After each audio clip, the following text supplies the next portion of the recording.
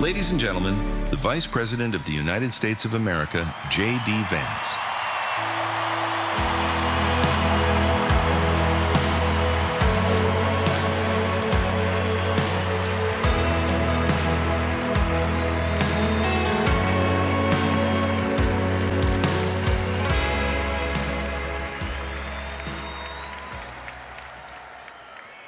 Thank you.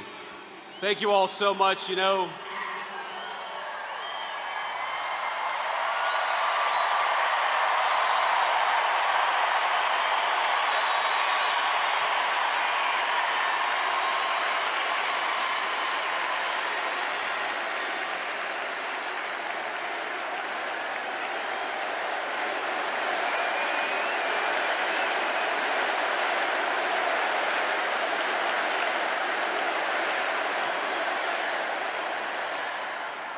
I can't help but think that they tried to silence my friend Charlie Kirk. They tried to silence our dear friend Charlie Kirk. And tonight, we speak with Charlie and for Charlie louder than ever.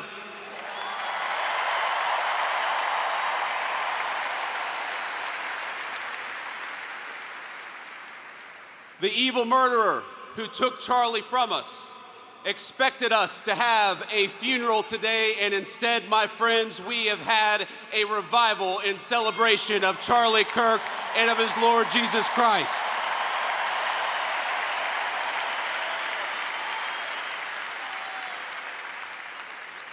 We gather here in this stadium in the hot Arizona sun, shielded in a great shining city our fathers raised out of the desert. And from this desert, Charlie Kirk built a movement. He transformed the face of conservatism in our own time, and in doing so, he changed the course of American history. To rising generations across this country, Charlie exemplified kindness, courage, and a commitment to open debate. And he was a great debater, and we loved him for it. But Charlie loved debate not because he excelled at it, but because it was the vehicle for bringing the light of truth to dark places. And Charlie Kirk brought many truths in his life.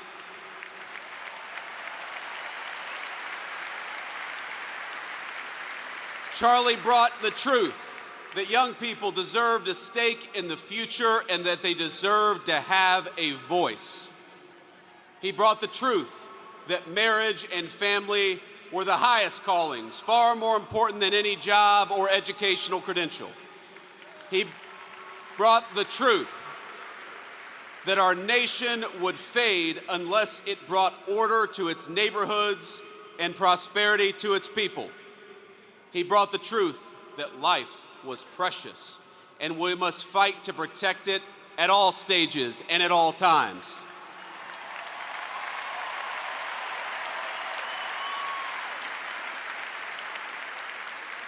But most of all, Charlie brought the truth that Jesus Christ was the King of Kings and that all truth flowed from this first and most important one.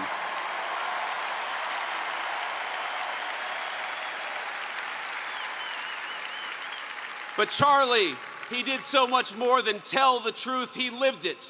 Charlie understood that the best evangelization was not in what you said, but in how you lived your life. And in this city, he lived his life well. He raised a wonderful family. He had a beautiful wife, 2 beloved children, and a loving and godly home. In this, he showed us the importance of family.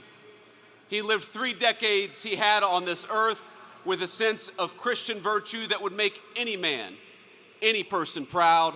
And in this, he showed the importance of following God. He was a kind-hearted man, a hard-working person, and any parent would be proud to have him as a son. In this, he showed the virtue of industriousness. He was present and loving as any child would hope of his or her father, and in this, he showed the importance of strong Christian fatherhood.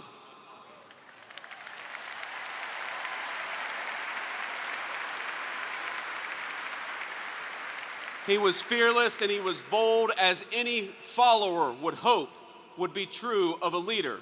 And in this, he showed all of us how to carry on after his death. You know, Charlie Kirk, he loved history. He devoured the ideas that formed the foundation of our civilization. He stood for a tradition that Socrates established 2,500 years ago: to question, to search, and to teach.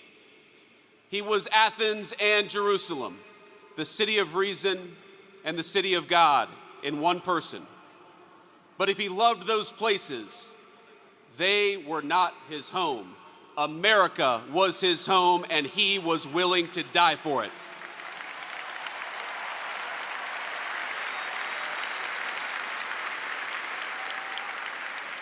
You know, Charlie, he loved this country with a contagious intensity. Anybody who talked to him knew it and felt it. He knew that America was a beautiful place and we had these incredible ideas, but he also knew that our country was a covenant between the generations past, present, and future. He believed this country's best days were not behind us, but ahead of us. But he knew those better days would have to be earned. They would have to be worked for. We would have to sacrifice and work and tell the truth. He knew that America wouldn't be saved just by pulling together seminars or talking about the right kind of books in front of the right kind of people. The movement which he created demanded more. It demanded courage.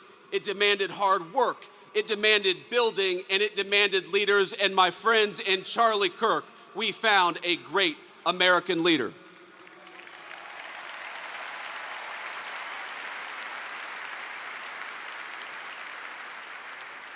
Now, our whole administration is here, but not just because we love Charlie as a friend, even though we did, but because we know we wouldn't be here without him. Charlie built an organization that reshaped the balance of our politics. Turning Point brought millions of young people into conversation with one another, brought millions of people into advocacy. He asked of us, not just that we talk about saving our country, but that we actually go and do it, and we do it together.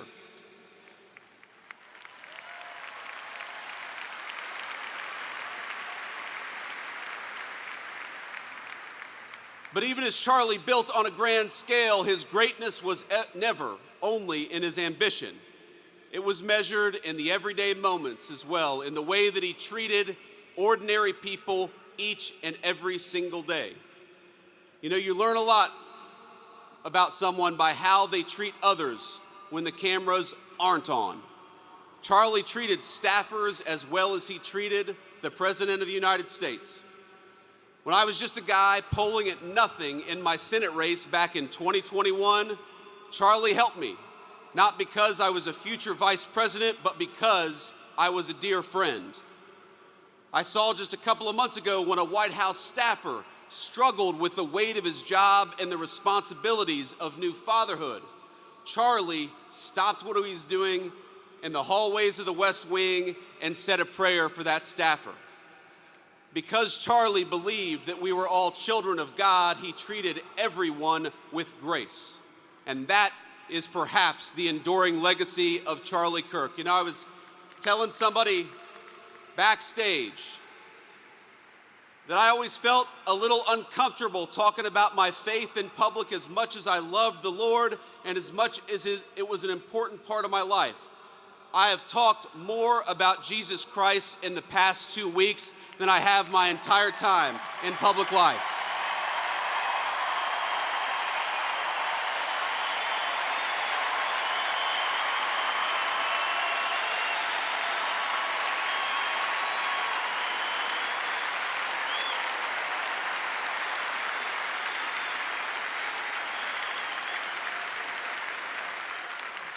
And that is an undeniable legacy of the great Charlie Kirk. You know, he loved God.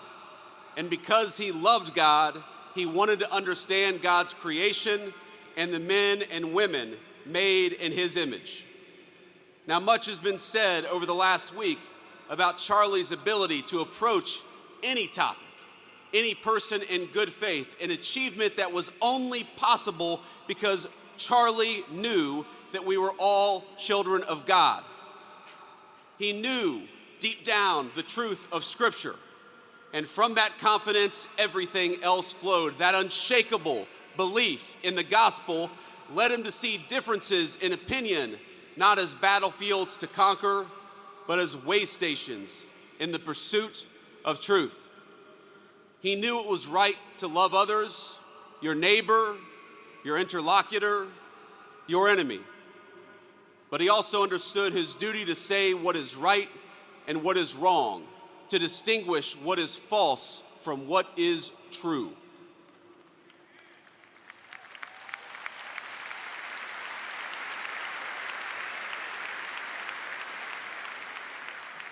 Charlie was slain, doing what he loved, telling the truth, proclaiming his faith, building out a dream.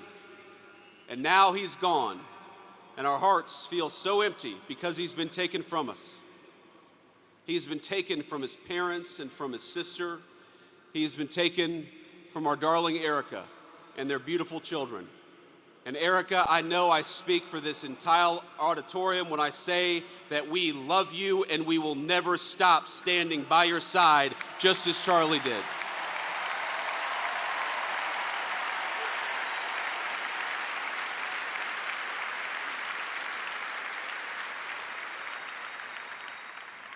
He was taken from us by those who despise the virtues that actually made our civilization great to begin with: dialogue, truth-seeking, family, and faith. In the wake of his death, we have seen some of the very worst parts of humanity. We have watched people slander him. We have watched people justify his murder and celebrate his death. I know that this makes you angry just as it has made me angry. But it is easy in these moments to see only the worst of our fellow man. I found myself wishing that I could pick up the phone and talk to my friend and ask him for his advice and his counsel, to ask him how to respond to such hate and the souls from which that hate springs. But I can't call my friend, because he was murdered for speaking the truth. I can only guess at what he might say and what he would encourage me to do. And here's what I think. I think he would encourage me to be honest that evil still walks among us. Not to ignore it for the sake of a fake kumbaya moment, but to address it head on and honestly as the sickness that it is.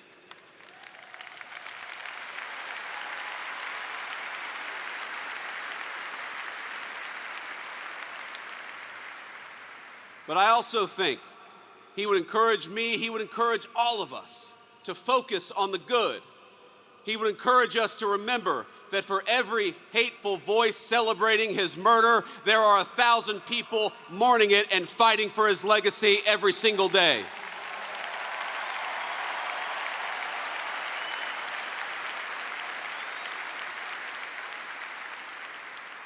He would tell me to pray. I'm certain of it. He would tell me to pray for my friends, but also for my enemies. He would tell me to put on the full armor of God and get back to work.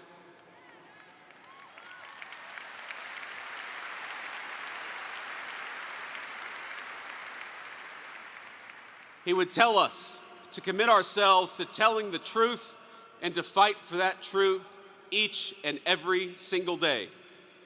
He would tell us to talk about God's love and the fact that that love applied everybody across the whole human family.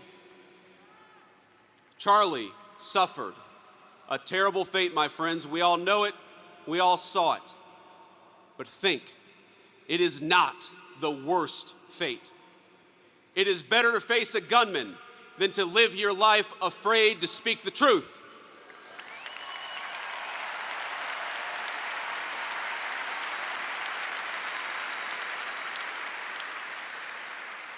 It is better to be persecuted for your faith than to deny the kingship of Christ.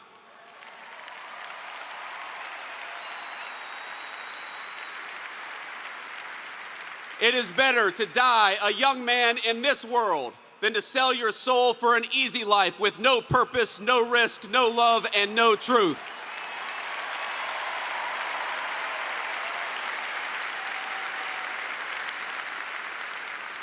Christ told us in the Gospel of John, I have said these things to you, that in me you may have peace.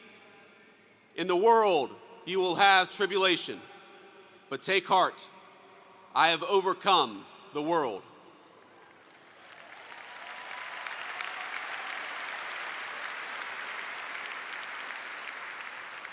Charlie took heart, and now we must do the same.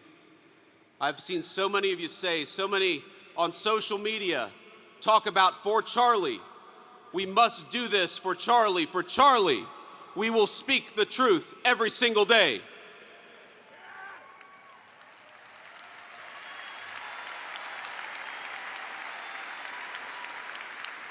For Charlie, we will rebuild this United States of America to greatness.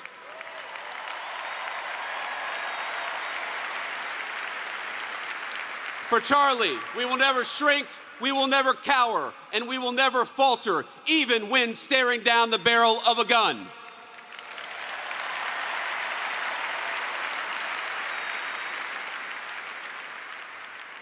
For Charlie, we will remember that it is better to stand on our feet defending the United States of America and defending the truth than it is to die on our knees.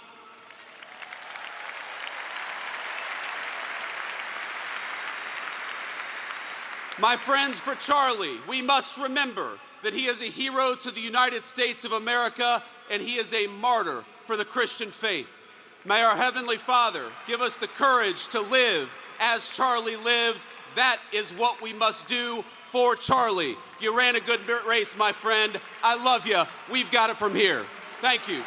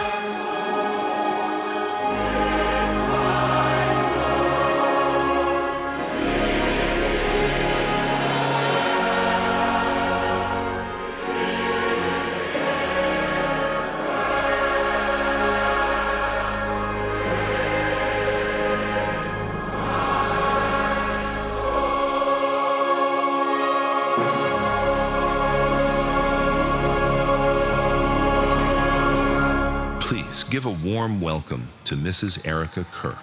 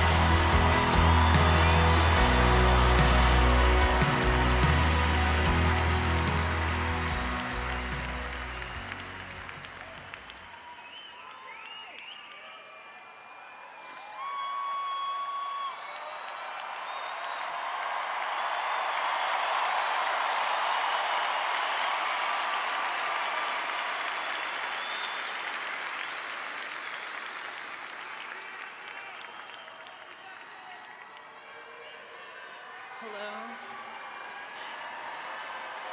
God bless all of you for coming here from all over the world to honor and celebrate my Charlie.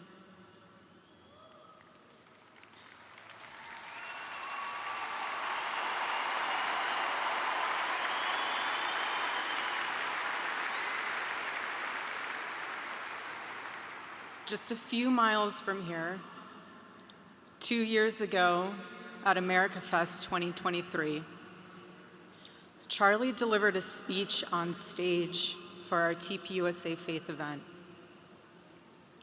Charlie loves speaking off the cuff. He was very good at that, without a script. So I personally didn't know what he was going to say. And what he chose to speak about that day was his submission to the will of God. He quoted one of his favorite Bible verses, Isaiah chapter 6, verse 8. "Here I am, Lord. Send me." After Charlie finished, I met him backstage, and I spoke to him, and I'll never forget this.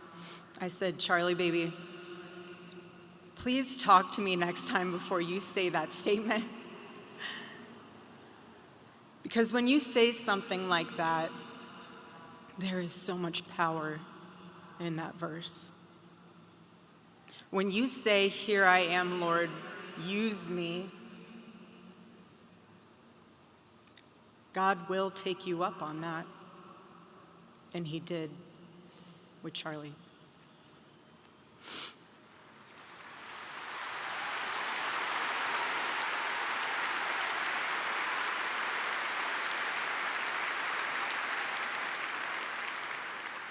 "11 days ago, God accepted that total surrender from my husband and then called him to his side.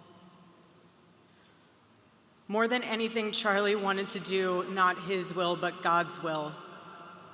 And over these past 11 days, through all the pain, never before have I found as much comfort as I now do in the words of our Lord's Prayer, 'Thy will be done.'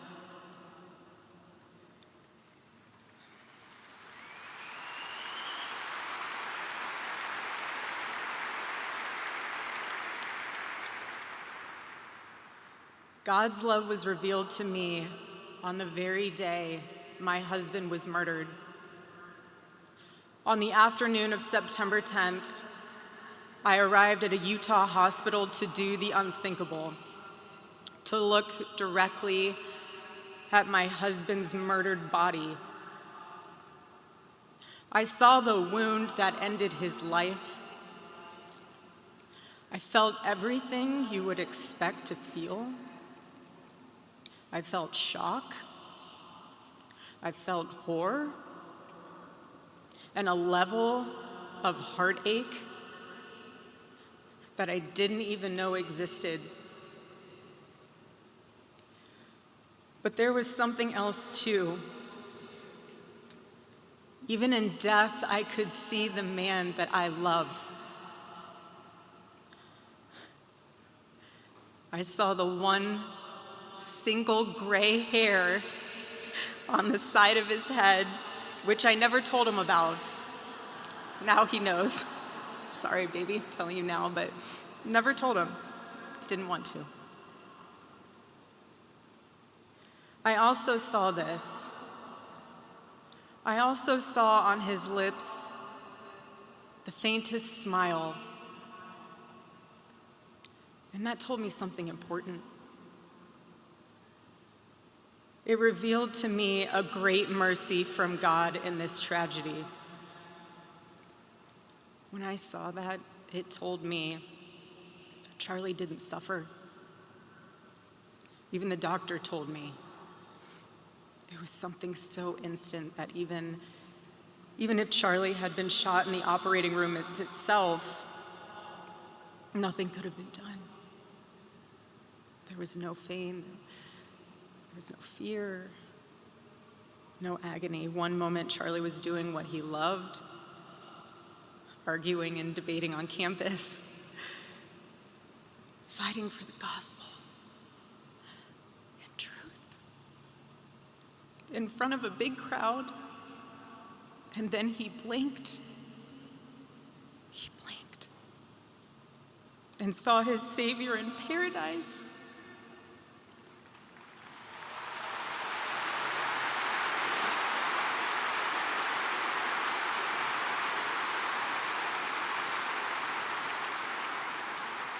And all the heavenly mysteries were revealed to him. God's love continued to be revealed to me in the days that followed. The next day on the tarmac in Air Force Two, I confronted Usha Vance, precious woman. I held her hand and I told her, honestly, I do not know how I am going to get through this. She told me something. She said, you know when you're on an airplane with your kids and it's the last 15 minutes of the flight and things are crazy, kids are not cooperating, toys are flying everywhere and everyone's screaming. And you think to yourself, I cannot wait for this flight to land. And it's 15 minutes before you land. And she told me, you will get through these 15 minutes and the next 15 minutes after that. Usha, I don't think you realized it then, but those words were exactly what I needed to hear. But most of all, God's mercy and God's love have been revealed to me these past 10 days. After Charlie's assassination, we didn't see violence. We didn't see rioting.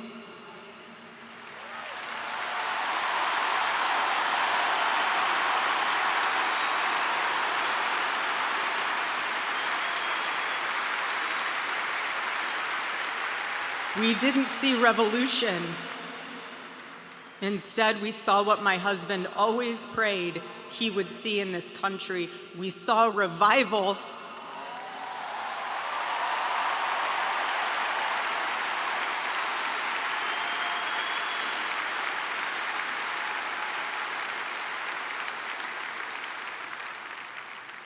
This past week, we saw people open a Bible for the first time in a decade. We saw people pray for the first time since they were children. We saw people go to a church service for the first time in their entire lives.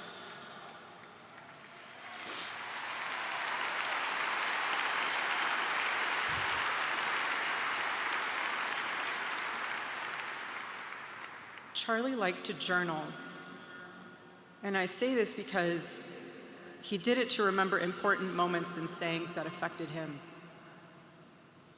And one of the things he wrote in his journal was this: every time you make a decision, it puts a mark on your soul. To those of you out there who just made that decision and took the first step toward a spiritual life, I say thank you and welcome.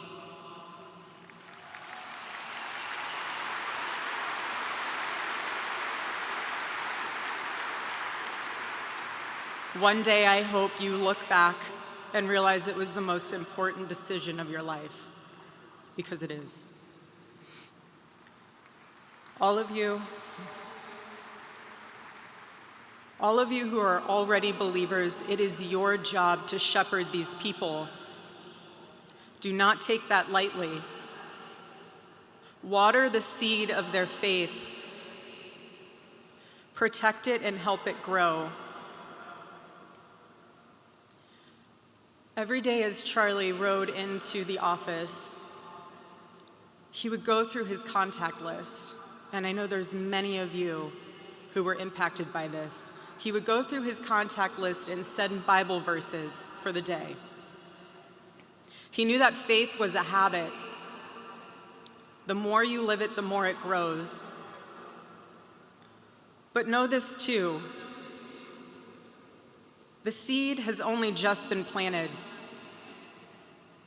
The enemy will tempt you the most in a time like this one.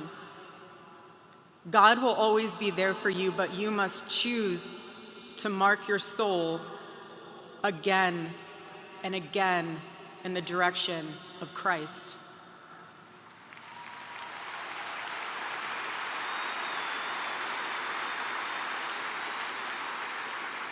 Pray again. Read the Bible again. Go to church next Sunday and the Sunday after that, and break free from the temptations and shackles of this world.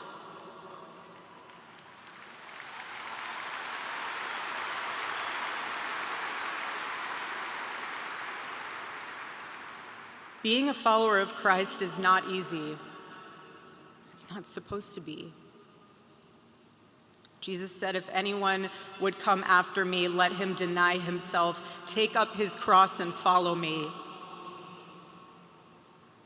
He said he would be persecuted. He said we would be persecuted. And Charlie knew that and happily carried his cross all the way to the end.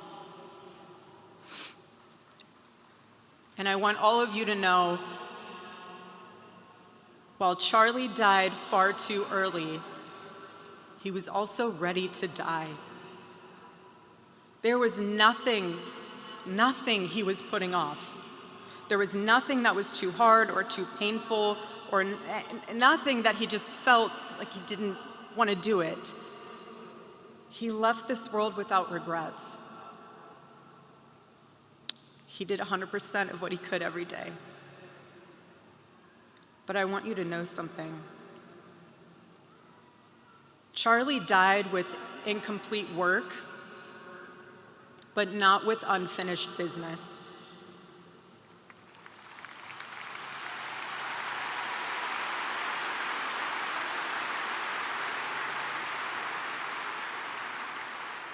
But I will miss him.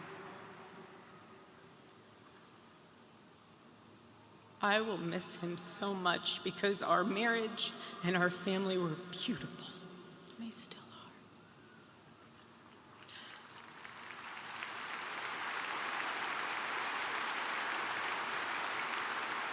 The greatest cause in Charlie's life was trying to revive the American family.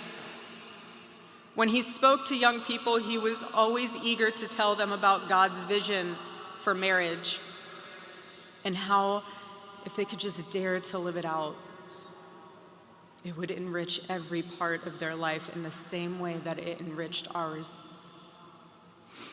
And someone once asked me how Charlie and I, how we kept our marriage so strong when he was busy traveling.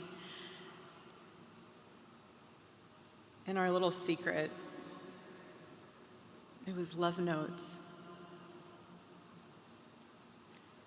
Every Saturday, Charlie wrote one for me, and he never missed a Saturday. And in every single one of them, he'd tell me what his highlight was for the week, how grateful he was for me and our babies. And always at the end, he would always end it with asking the most beautiful question. He'd always end it by asking, "Please let me know how I can better serve you as a husband." Charlie perfectly understood God's role for a Christian husband, a man who leads so that they can serve.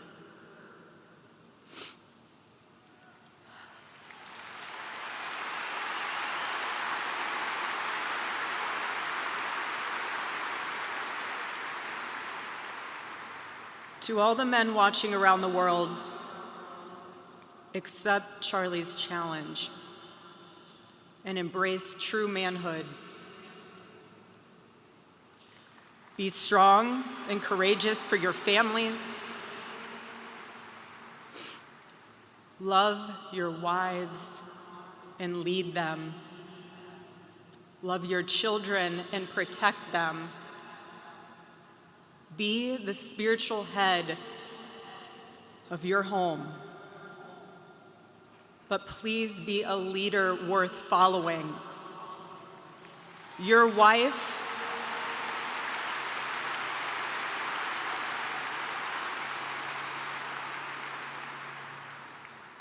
is not your servant. Your wife is not your employee. Your wife is not your slave. She is your helper. You are not rivals.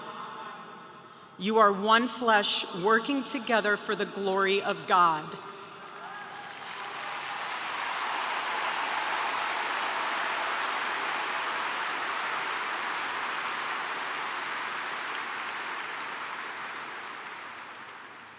I was Charlie's confidant. I was his vault,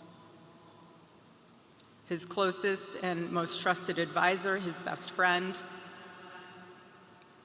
I poured into him and loved him so deeply, empowered him, because his love for me drove me to be a better wife. Every day he honored me, and I prayed that I could be the wife that God needed me to be for my husband. Women, I have a challenge for you too. Be virtuous. Our strength is found in God's design for our role. We are the guardians. We are the encouragers. We are the preservers. Guard your heart. Everything you do flows from it. And if you're a mother, please recognize that is the single most important ministry you have.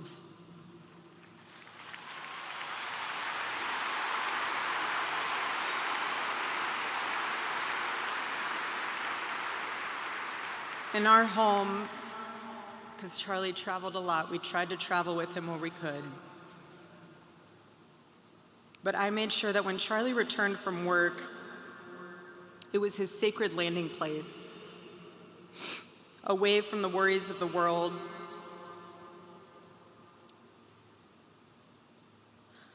I didn't make him feel guilty for being away too long or too much, or getting home too late. I always told him, home is here for you, and it'll be ready for you. And I made it into this place where he wanted to be as soon as possible when he was on the road. There was no keeping score between us. We were a team, working together for the same mission. I never wanted to be the one standing between Charlie and the task that God prepared for him, had set for him. And I knew Charlie would always do his best to help me with the same. My marriage with Charlie was the best thing that ever happened to me. And I know it was the best thing that ever happened to him as well. He wanted everyone to experience that joy. And that's what's so beautiful about God's design for marriage, is that everyone can. And I could talk endlessly about it, and years to come I will. But Charlie's mission above all was aimed directly at those who aren't married. He named his organization well. He knew things were not right with America, and especially with young people, and they needed a new direction. Charlie passionately wanted to reach and save the lost boys of the West, the young men who feel like they have no direction, no purpose, no faith, and no reason to live. The men wasting their lives on distractions, and the men consumed with resentment, anger, and hate. Charlie wanted to help them. He wanted them to have a home with Turning Point USA. And when he went onto campus, he was looking to show them a better path and a better life that was right there for the taking. He wanted to show them that.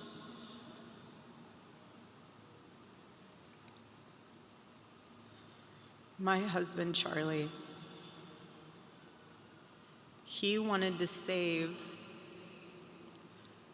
young men just like the one who took his life.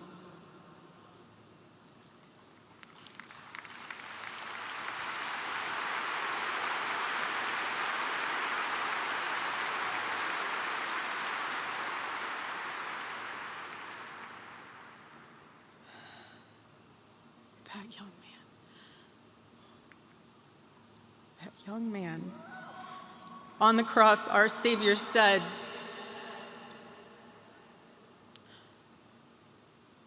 "Father, forgive them, for they not know what they do." That man, that young man, I forgive him.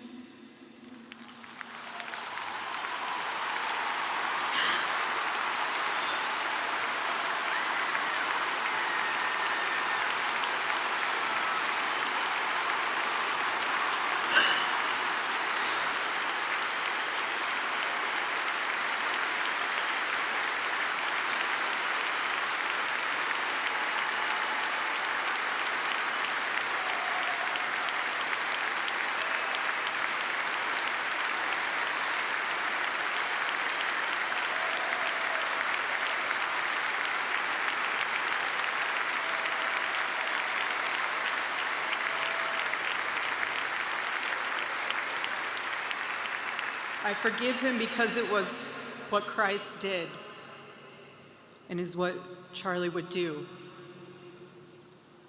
The answer to hate is not hate. The answer we know from the gospel is love, and always love. Love for our enemies and love for those who persecute us. The world needs Turning Point USA. It needs a group that will point young people away from the path of misery and sin. It needs something that will lead people away from hell in this world and in the next. It needs young people pointed in the direction of truth and beauty. And so I promise you today, every part of our work will become greater. I am tremendously honored to be the new CEO of Turning Point USA.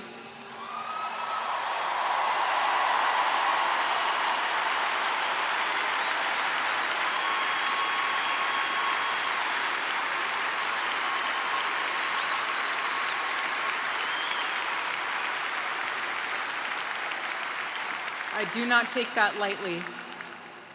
Charlie and I were united in purpose. His passion was my passion, and now his mission is my mission.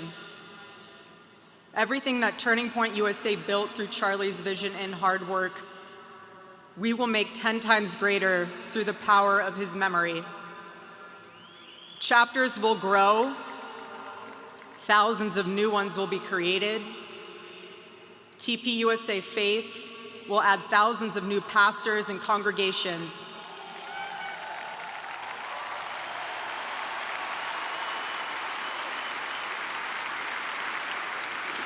And yes, campus events will continue, and we will continue to hold debates and dialogue.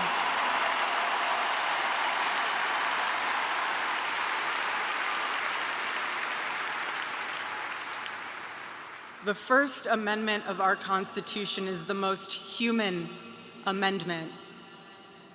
We are naturally talking beings, naturally believing beings, and the First Amendment protects our right to do both. No assassin will ever stop us from standing up to defend those rights, ever.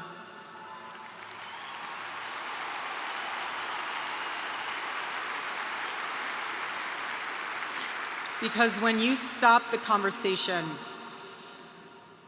when you stop the dialogue, this is what happens. When we lose the ability and the willingness to communicate, we get violence. And as I stand here now, and I look at this beautiful photo of my husband in front of me, hanging in the stadium, I think of my husband 13 years ago. I hadn't met him yet. He was 18 years old, a man barely out of high school, running around the halls of the RNC without $1 in his pocket and a single contact in his phone. People who saw him said that he didn't know what he was doing, but he did. He did know what he was doing. He knew exactly what he was doing. He was going to change the world, and he did. Charlie's life was a turning point for this country. It was a miracle. Let that miracle that was Charlie's life be your turning point as well. Choose prayer. Choose courage. Choose beauty. Choose adventure. Choose family. Choose a life of faith. Most importantly, choose Christ.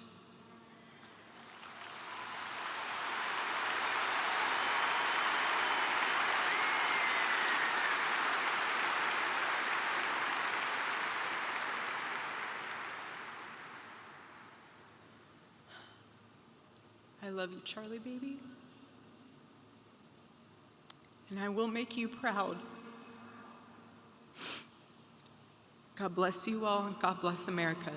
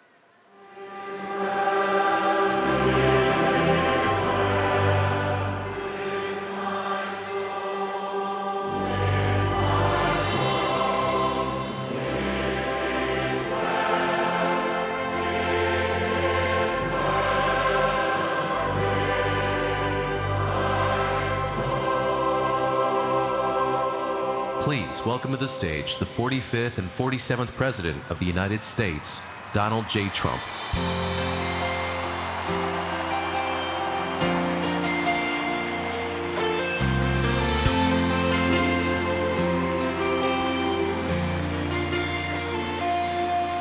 If tomorrow all the things were gone, I'd work for all my life, and I had to start again with just my children and my wife.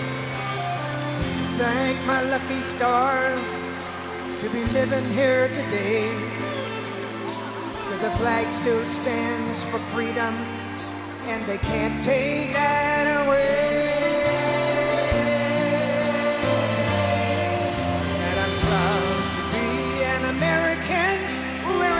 I know I'm free, and I won't forget the men who died, who gave that right to me. And I gladly stand up next to you and defend her still today. 'Cause there ain't no doubt I love this land. God bless the USA.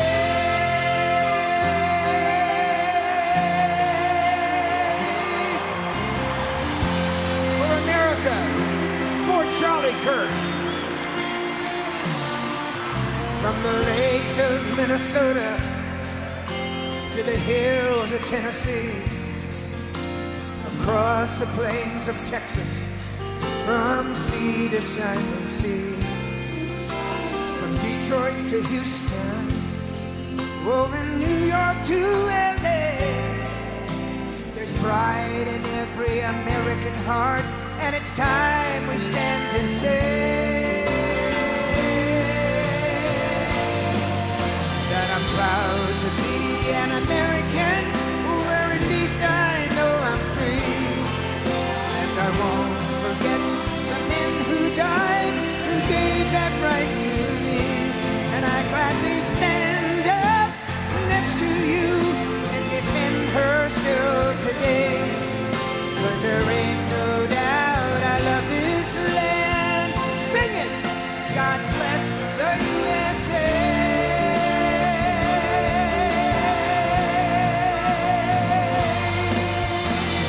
And I'm proud to be an American, where at least I know I'm free.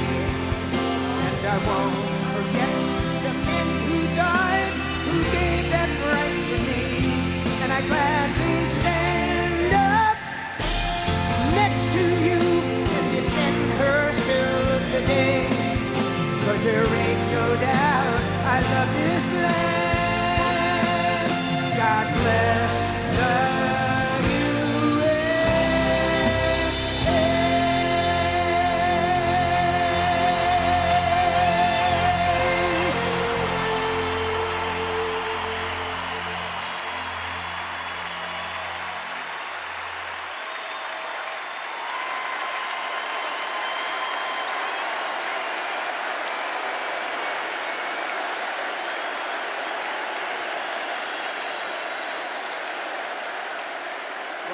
Thank you very much, Lee. You've been there from the beginning with us, Lee, and we appreciate it. Nobody can sing that song like Lee Greenwood. Thank you very much, Lee, very much for being here. And his voice has not changed, you know? Pretty amazing. And a special thank you to Erica, because today, America is a nation in grief, a nation in shock, and a nation in mourning. Less than 2 weeks ago, our country was robbed of one of the brightest lights of our times, a giant of his generation, and above all, a devoted husband, father, son, Christian, and patriot. Charles James Kirk was heinously murdered by a radicalized, cold-blooded monster for speaking the truth that was in his heart. He was violently killed because he spoke for freedom and justice, for God, country, for reason, and for common sense. He was assassinated because he lived bravely He led boldly, and he argued brilliantly without apology. He did what was right for our nation. And so on that terrible day, September 10th, 2025, our greatest evangelist for American liberty became immortal. He's a martyr now for American freedom. I know I speak for everyone here today when I say that none of us will ever forget Charlie Kirk, and neither now will history.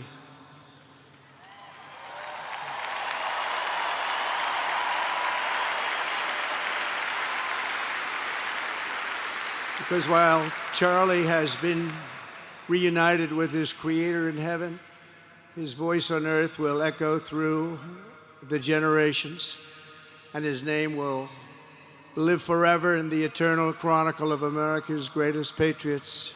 He will live forever. To Charlie's incredible and beautiful widow, Erica, we know the weight of this monumental loss is almost unbearable. But even in the midst of heartache and pain too great to even fathom, you have somehow found the strength and deep faith to be a comfort to millions and millions of people. And thank you very much, Erica. Thank you very much.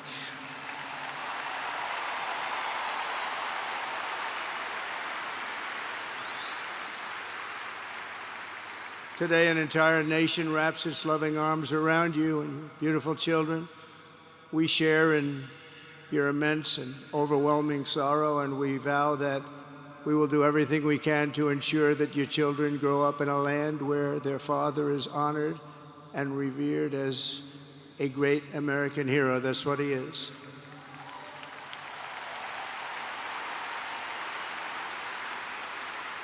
To Charlie's parents who lost their beloved son, and to the entire Kirk family, we know that no words can ever be enough to fill the void he leaves behind.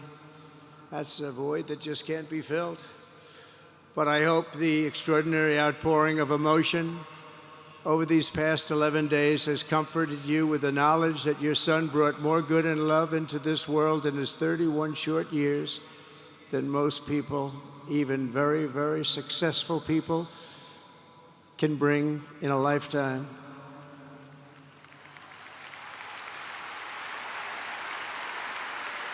Charlie Kirk loved America with everything he had, and as we can see so clearly today, America loved Charlie Kirk.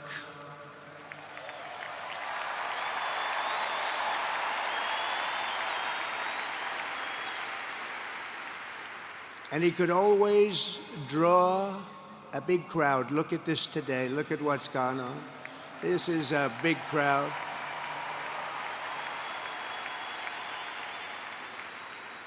Here today we have the Vice President of the United States, J.D. Vance.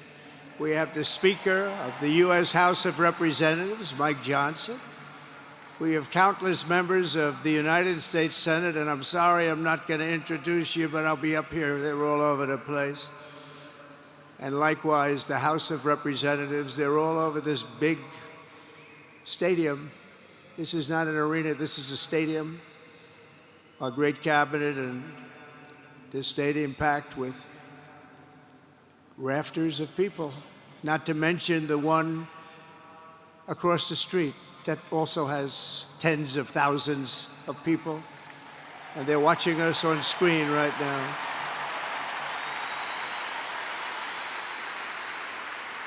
And I'm sorry we couldn't get you in.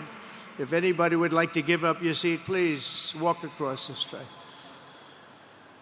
But this is like an old-time revival, isn't it? An old-time revival.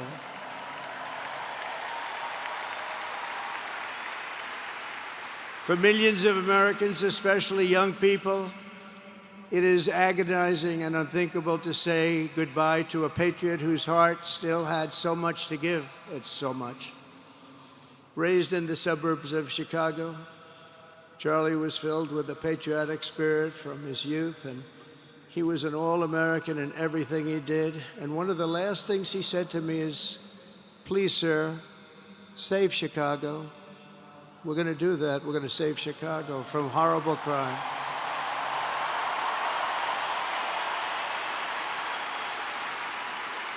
In high school, he was the quarterback of the football team and the captain of the basketball team. He was a good athlete. A lot of people don't know that about Charlie. He was an Eagle Scout who spent his school lunch breaks listening to another champion for liberty, somebody that he greatly admired, Rush Limbaugh.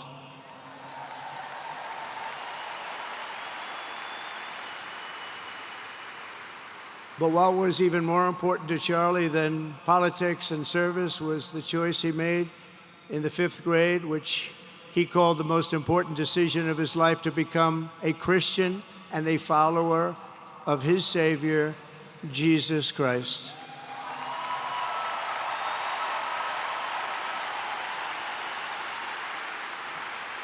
Inspired by faith and his love of freedom, Charlie did something remarkable when he was just 18 years old.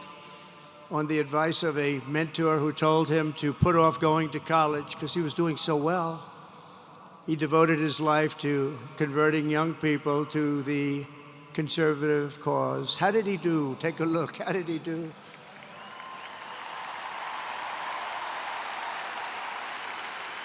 In 2012, 2 days after graduating high school, and with just $1,800 in his pocket, the young man from Illinois, who no one had ever heard of, started an organization whose grand ambitions were captured in its name, Turning Point USA. Great name.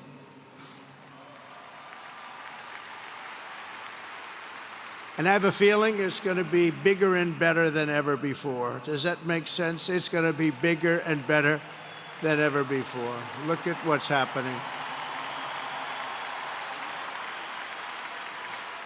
12 years ago, Charlie walked onto his first college campus, the very liberal University of Wisconsin at Madison.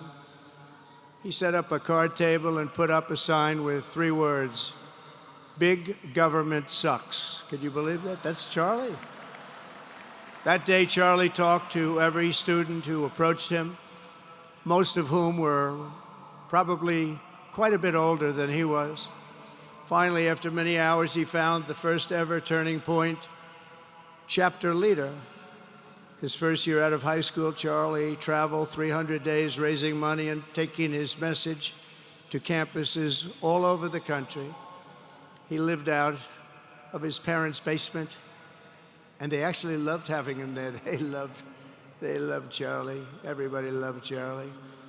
And on the couches of friends and supporters, he lived off couches for 2 years, 3 years, then life started getting a little bit different, but he was always the same. For 5 years, he refused to take a paycheck, but day after day, he worked from 5 a.m. in the morning till 11 p.m. in the evening, always. His staff remembers that he wore Walmart jeans and T-shirts from the Goodwill store. Remember the Goodwill store? It wasn't easy, but Charlie wasn't in it for money at all, never has been. Money was never his thing. He was always in it for the mission. As he liked to say even back then, we have a country to save. Just what he did. He'd call me all the time, "Sir, we have a country to save." I said, "Charlie, thanks very much for telling me that. I appreciate it." Charlie volunteered for my 2016 campaign and traveled the nation with my son Don and Eric. I got to know him very well and saw immediately that Charlie was actually a master builder of people. It was Charlie who first started organizing young black conservatives hungry for support and leadership. It was Charlie who stood up for persecuted Christians and Jews on college campuses. It was Charlie who helped bring online censorship, free speech, and cancel culture to the fore of our political debate. He was right up there with me. It was Charlie who helped unite MAGA and You know what MAHA is? That's right, Make America Healthy Again. And tomorrow we're going to have one of the biggest announcements, really medically, I think, in the history of our country. We're going to be doing it with Bobby and Oz and all of the professionals. I think you're going to find it to be amazing.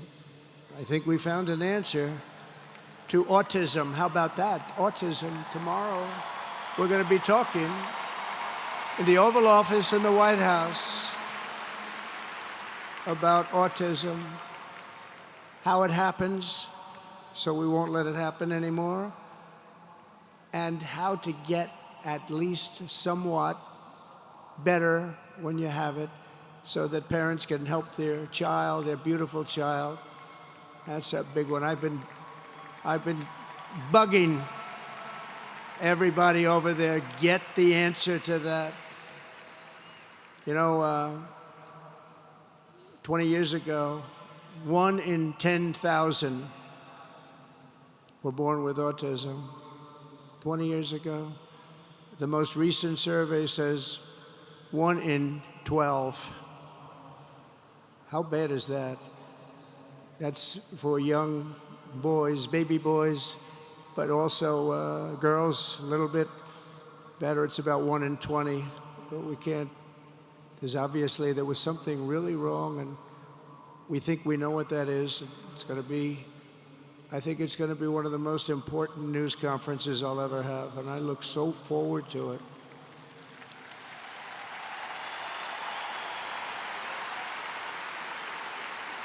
And you know who else looked forward to it? Because he knew. I'd tell him a little bit about what was going on. Was Charlie. He would have been front row center, believe me.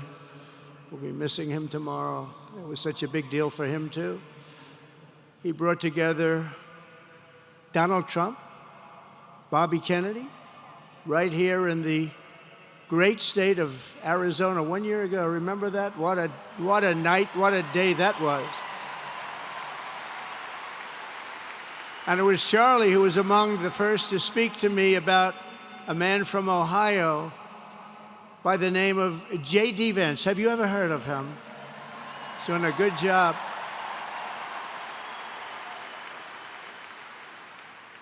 But Charlie would often call me, sometimes the night before a big event, the other side of the country. And he'd ask me, he'd say, do you think you could come and speak at the event? The following day, right? I'd say, Charlie, I'm the President of the United States. You want me to travel 4 hours by plane? And you know, sometimes I did it. He was a very good guy. He was a very convincing guy. He didn't stop, but he would ask for things like that. Sir, could you be tomorrow in California? I said, Charlie, give me a break, please. He just wouldn't stop, and he succeeded. But I almost always went because you never wanted to let Charlie down. He worked so hard, you just didn't want to let him down. I felt guilty. He'd make me feel very guilty. As president, many people asked me for things, but Charlie was one of the few who always gave more than he took. He was a giver, much more than a taker.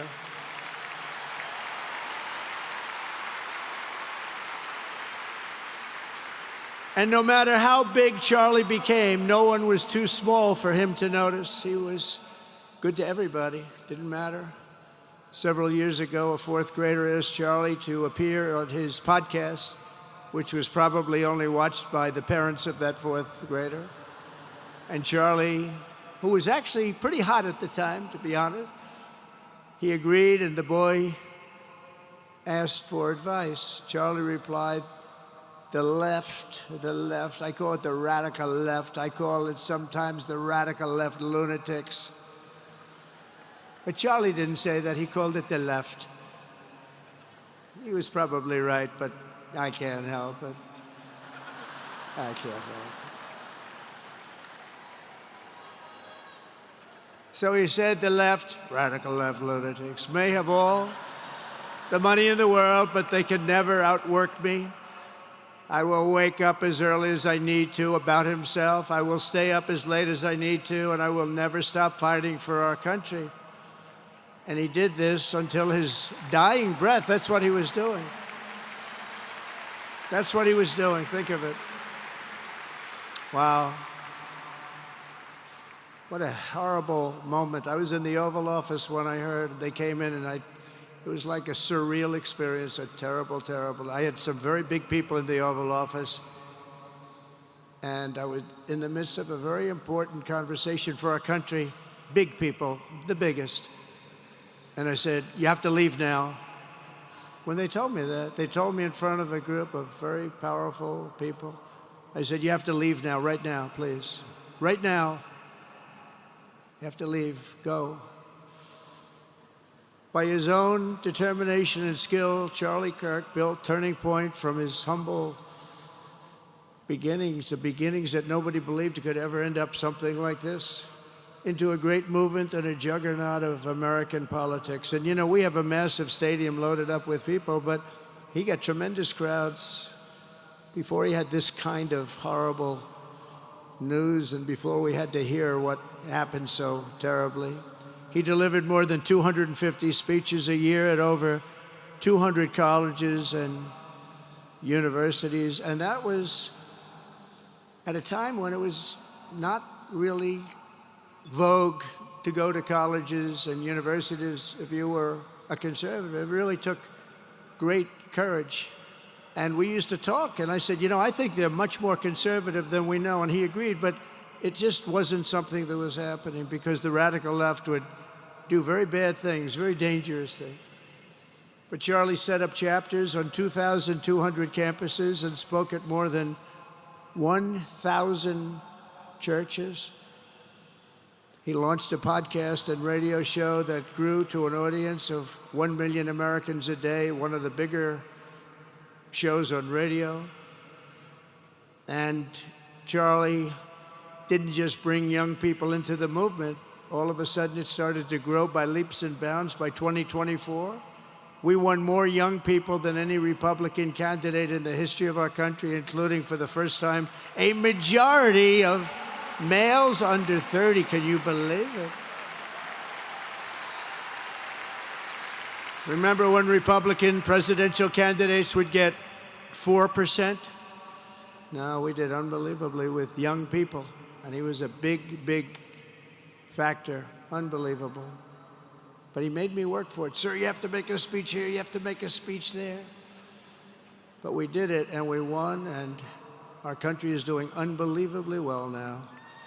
We had a country that was dead 1 year ago, and now we have the hottest country anywhere in the world. And Charlie helped us make it that. One of the great people. But through it all, the core of Charlie's message and his basic method never changed. It never really changed. He stayed the same person also. At every campus event, Charlie asked the people who disagreed with him to come forward, and instead of silencing them, he handed them a microphone and let them speak. And he'd convinced so many of them. It was a pretty amazing thing to watch, actually. Shortly before Charlie arrived on campus, the day he was assassinated, a staff member texted him that there were many critics and students who were opposed to his views, and rather strenuously in the crowd. And that actually made him feel good because he wanted to convince them. He understood. He really did. He understood what was right. And he was right about that. A lot of it was based on common sense, by the way. Charlie wrote back to the staff member saying, I'm not here to fight them. I want to know them and love them, and I want to reach them and try and lead them into a great way of life in our country. In that private moment on his dying day, we find everything we need to know about who Charlie Kirk truly was. He was a missionary with a noble spirit and a great, great purpose. He did not hate his opponents. He wanted the best for them. That's where I disagreed with Charlie. I hate my opponent, and I don't want the best for them. I'm sorry. I am sorry, Erica. But now Erica can talk to me and the whole group, and maybe they can convince me that that's not right, but I can't stand my opponent. Charlie's angry, looking down, he's angry at me now. He wasn't interested in demonizing anyone. He was interested in persuading everyone to the ideas and principles he believed were good, right, and true. Before each appearance, he prayed these words: God, use me for your will. Always said the same thing: use me for your will.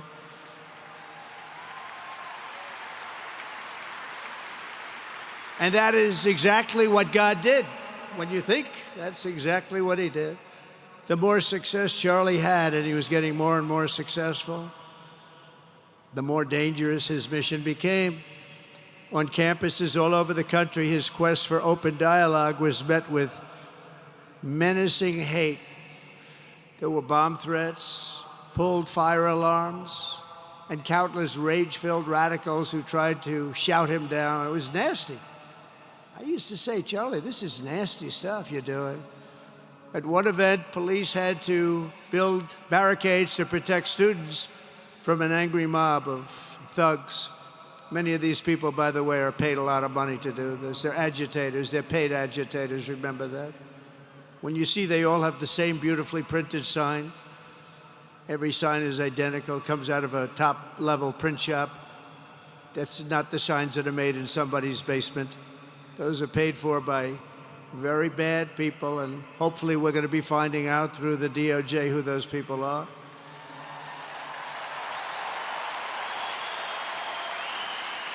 At another college, Antifa terrorists shattered windows, threw rocks, and tried to storm the building where Charlie was speaking. It was a really bad one. Often dozens of police officers were needed to prevent left-wing violence. And the violence comes largely from the left. You don't hear that from too many people, do you? And virtually every day for years before he was murdered, Charlie received these horrible death threats. People don't know. I used to talk to him about it. He said, I got some threats. He always felt that when they actually made the threat, they were not the ones to worry about. The ones to worry about were the ones that don't make the threats. And I think you know what I mean. He knew the risks, but he and I shared a certain motto: never back down and never ever surrender. Just don't surrender, never back down. He believed in it so strongly. So strongly. And he's right. He's totally right. The radicals and their allies in the media, sometimes referred to, as my son said, the fake news media, tried to silence Charlie for a simple reason: because he was winning, and he was winning big. He was taking over college campuses, colleges that had, in theory, only very liberal, or as they like to say, progressive. I call them liberal, but they like to call themselves, because it's such a beautiful word, progressive. They're the opposite of progressive, if you think about it.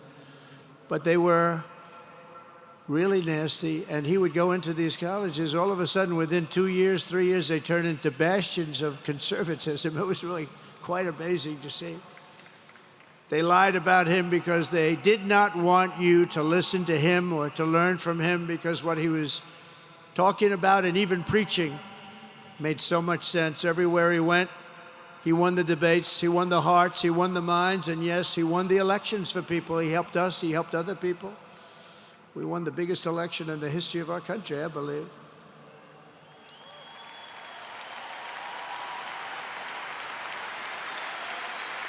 Charlie Kirk was without a doubt among the most influential figures in the most important election in the history of our country.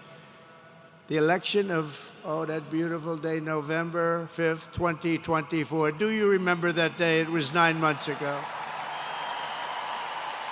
What a day that was.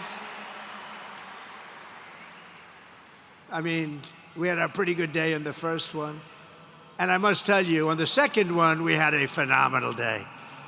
But a lot of bad things happened. And now that's not even questioned. They cheated like dogs, but we got them back, didn't we, huh? We got them back. But we owe Charlie a profound and eternal debt of gratitude now. Just like Charlie and Erica made Turning Point hot, we are looking at a country that has the chance to attain a level like never before. Tariffs are making us rich again, richer than anybody ever thought was possible. And the only one challenging them are people that hate our country or foreign countries that are paying a price, because they did the same thing to us for years. They took advantage of us, but we're making money. We're becoming richer and richer, and we're taking care of our people better and better when we do that. And we can take care of other countries better and better, but we're doing unbelievably well. The tariffs have really been a hold. The election was big, but the tariffs, because of the election, came in. And remember, other nations do that to us. And Charlie understood that. He saw the money. He saw what was coming into our country, and we can use that for Medicare, Medicaid, Social Security, all of these things that we fight so hard for. And that's exactly what's happening. The numbers are incredible. When the news finally came out on election night last November that the race was officially won, came out pretty early in the night. Charlie was live on camera. In that moment, he was overcome with emotion. I've never seen him like this. He was so happy. For a long while, he said nothing. His eyes were filled with tears, and then he buried his face in his hands, and he started crying. That wasn't the Charlie I knew, but in thinking about it, it actually was the Charlie I knew, because he had a tremendous heart. He just wanted what was good for our country, and he saw us going in such a horrible direction. Lovingly, Eric, and this was so beautiful, Erica put a MAGA hat on to cover his bowed head. I like that very much. MAGA, we love. Does everybody love MAGA? Make America Great Again.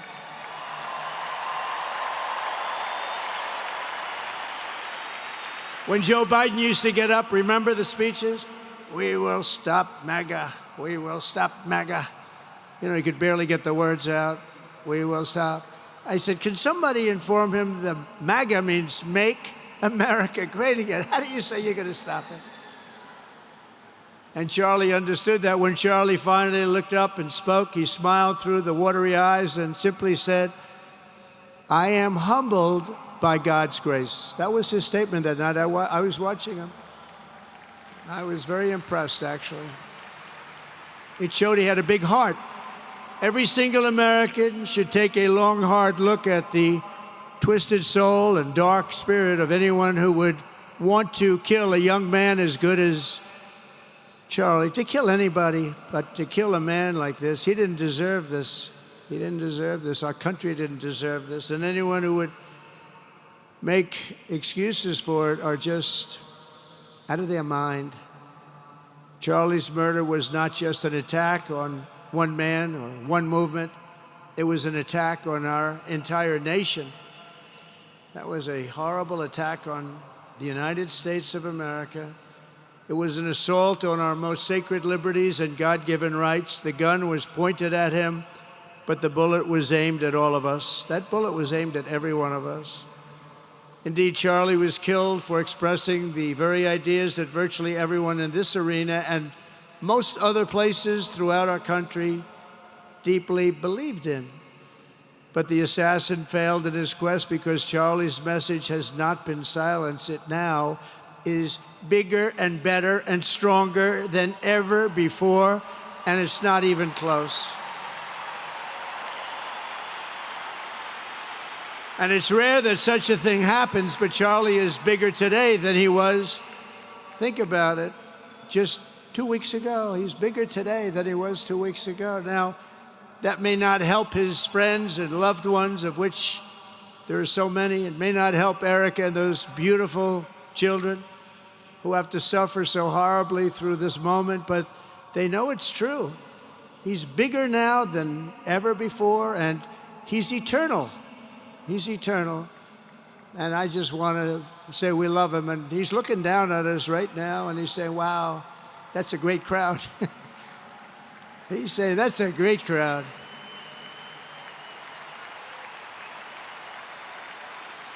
And it's a great crowd of patriots.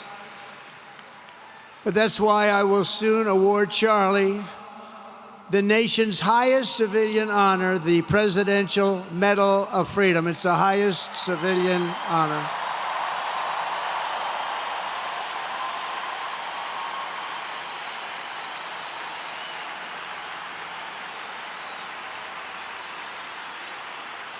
And we will do the ceremony at our beautiful White House in a very safe Washington, D.C., a place that Charlie truly revered. You know, we stopped the crime in Washington, took 12 days. Now you can go to restaurants, you can walk down the middle of the street with your wife. You can have your wife walk alone down the middle of the street. She's going to be in good shape. What a difference. What a difference good management really makes. But I'm so proud of that, Washington, D.C. You know, it was one of the worst in the nation, in the world. And now it's considered a very safe city. And it's also, I passed it yesterday, I went through it, and the lawns are good. It's like a different place. It's like the tents are gone, the threats are gone, the gangs aren't there. We got rid of, we took out 1,500 career criminals, 1,500. If you have 3 career criminals, that can make a big difference. But I'm so proud of Washington, D.C., and now we're going into Memphis, and we'll get that one straightened out fast. And then we're going into some others, but we're going to go to Chicago, and we're going to have Charlie very much in mind when we go into Chicago, and we'll get that one straightened out. You have an incompetent governor who he thinks it's okay when 11 people get murdered over the weekend. He thinks you don't have any crime when 11 people get murdered and 28 people get shot. He says he's got crime. No, they don't have it under control, but we'll have it under control very quickly. So we're going to be doing that. And Charlie loved what we were doing. He was so proud of what happened. He was there to see it. He's so proud of what happened in Washington, D.C. As you know, the depraved assassin who planned and executed Charlie's killing has been arrested and charged with capital murder. God willing, he will receive the full and ultimate punishment for his horrific crime. It's a terrible thing. Because you can't let that happen. You can't let that happen. Can't let it happen to a country. The Department of Justice is also investigating networks of radical left maniacs who fund, organize, fuel, and perpetrate political violence. And we think we know who many of them are. But law enforcement can only be the beginning of our response to Charlie's murder. Over the last 11 days, we have heard stories of commentators, influencers, and others in our society who greeted his assassination with sick approval, excuses, or even jubilation. You've heard that. So have I. Couldn't believe it. Some of the very same people who spent the last 8 years trying to sit in moral judgment of anyone who disagreed with them about politics suddenly started cheering for a murder. Incredible. You know the names. They're major losers, by the way. That will be proven out in a short period of time.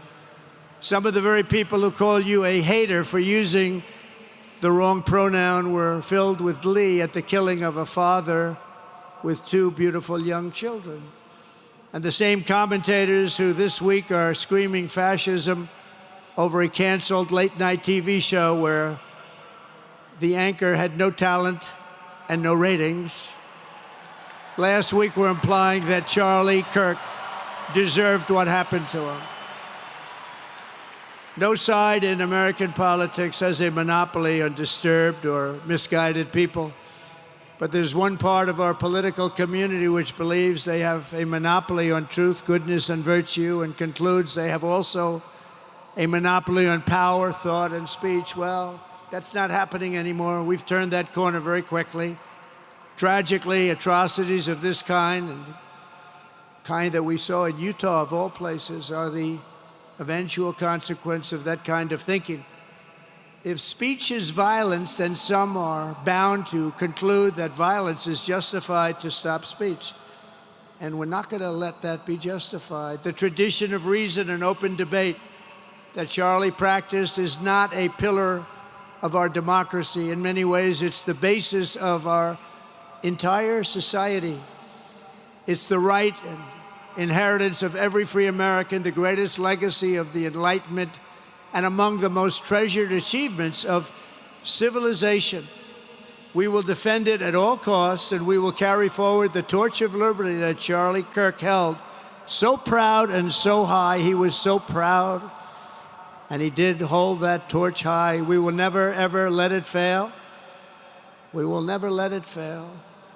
But we're going to raise it higher than ever before. It's going to be raised, and this is the beginning. Perhaps it should be no surprise that Charlie, who spent his life speaking with the critics of these traditions, ultimately became convinced that we needed not just a political realignment, but also a spiritual reawakening. We did. And we have to bring back religion to America, because without borders, law and order, and religion, you really don't have a country anymore. We want religion brought back to America. We want to bring God back into our beautiful USA like never before. We want God back.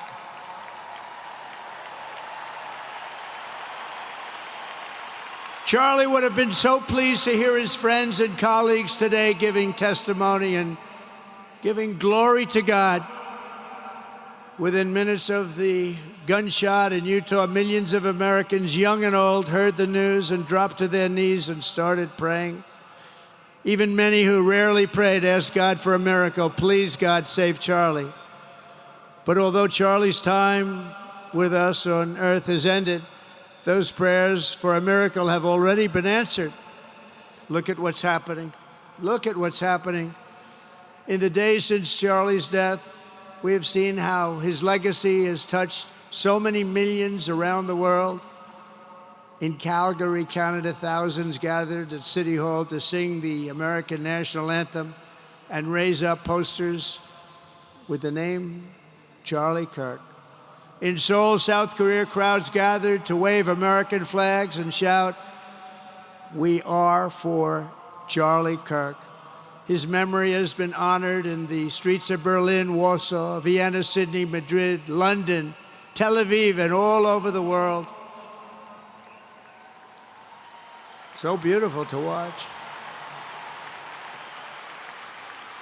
A man as far away as rural Australia texted a pastor, "I'm going to come to church tomorrow for the first time ever." The pastor asked, "Why is that?" The man replied, "Because of Charlie Kirk." Can you imagine? The lesson of Charlie's life is that you should never underestimate what one person can do with a good heart, a righteous cause, a cheerful spirit, and the will to fight, fight, fight. Have to fight. We're saving our country. And Charlie's a big factor, such a big factor. Charlie Kirk started with only an idea to change minds on college campuses, and instead he ended up with a far greater achievement, changing history. He changed history. Today, Charlie Kirk rests in glory in heaven for all eternity. He has gone from speaking on campuses in Wisconsin to kneeling at the throne of God, where he is right now.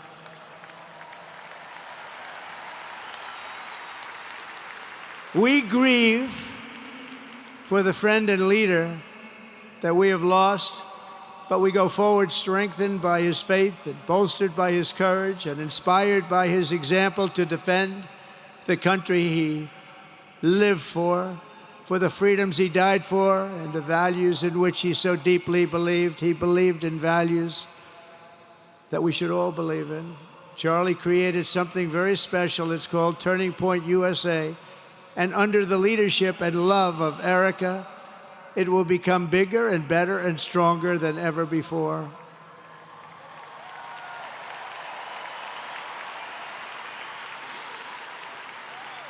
So, Charlie, we all want to thank you. We want to say a very loud God bless you, Charlie. God bless you for what you've done is incredible. And God bless Erica and the children. God bless the United States of America. And could I ask Erica, please come out. Erica, please come out. Thank you.